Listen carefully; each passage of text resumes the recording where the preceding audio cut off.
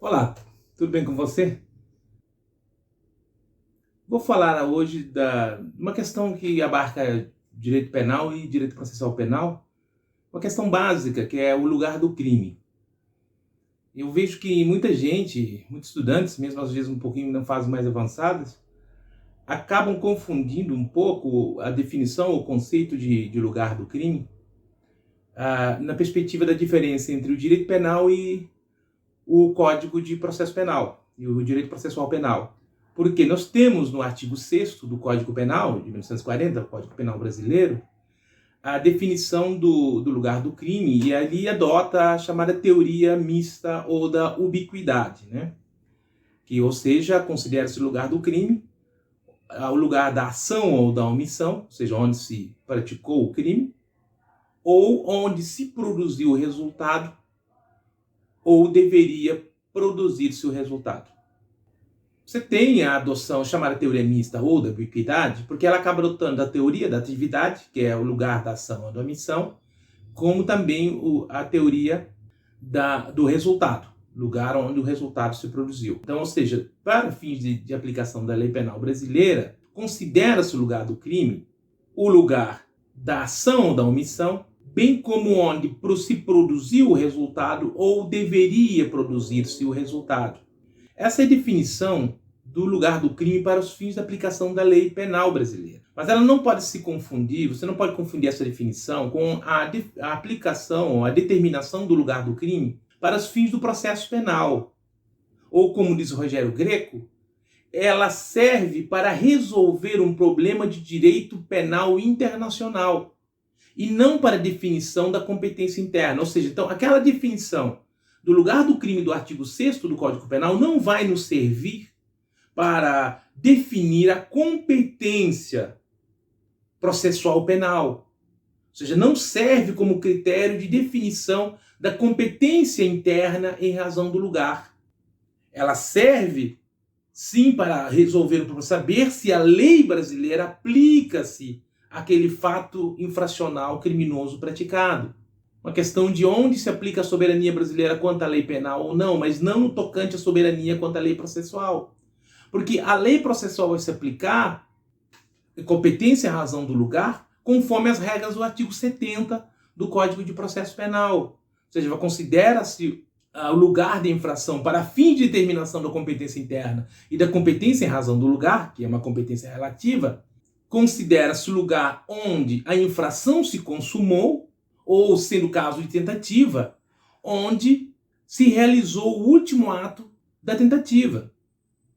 Essa que é a definição para fim de determinação da competência interna. Nós não podemos pegar aquela competência do artigo, aquela definição do artigo 6º do Código Penal e transplantá-la para o processo penal. No processo penal, se eu quero saber qual a circunscrição jurisdicional é competente, eu tenho que levar em conta onde consumou o crime ou onde se realizou o último ato de tentativa. Então, por exemplo, se alguém recebe um tiro no Rio de Janeiro e acaba falecendo em Brasília, a competência será, embora seja relativa, ou seja, se é relativa, então permite, claro, a sua prorrogação, em outros lugares que não, mas a competência, tendo falecido em Brasília, apesar de ter levado um tiro no Rio de Janeiro, o crime se consumou em Brasília. Então, a competência territorial para fins do processo penal será do artigo 70. Será a competência de justiça penal de Brasília. O foro competente em Brasília. Nota que não faz sentido, nessa hipótese de processo penal, a gente aplicar o artigo 6º. O artigo 6º, como disse Greco, é para resolver um problema de jurisdição internacional. Competência internacional penal. E aí sim é diferente.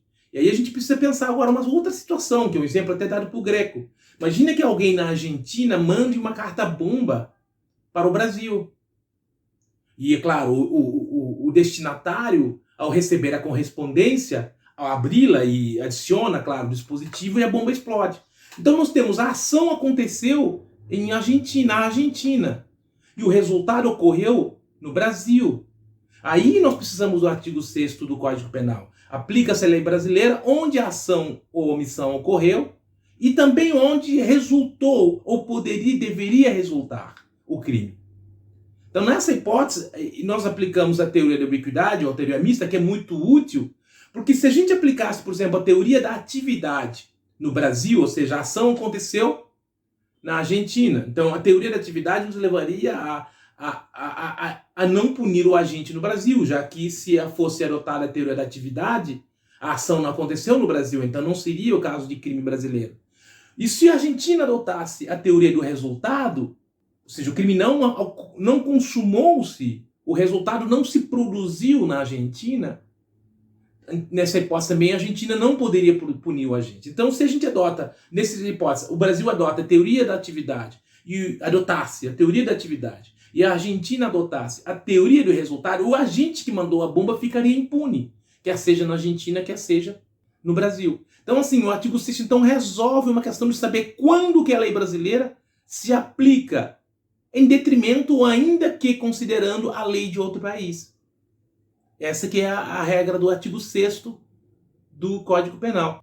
Para saber a competência interna, já agora, se já definimos que a lei brasileira é aplicável para aquele caso, no sentido internacional, competência internacional, agora, para a definição da competência interna, nós vamos para o artigo 70 e seus parágrafos, para aplicar, claro, a competência à razão do território do lugar. Então, se a competência é a razão do lugar, eu levo em conta a regra do artigo 70, para definir qual foro penal será competente, tendo em conta sempre que se trata de competência relativa. Espero que eu tenha sido claro, que você possa ter entendido a diferença e compreendido a questão no tocante, principalmente, a não confundir, a não usar a regra do Código Penal, artigo 6º, para definir a competência interna do processo penal, que está estabelecido no artigo 70, quando se trata de competência em razão do lugar. Obrigado.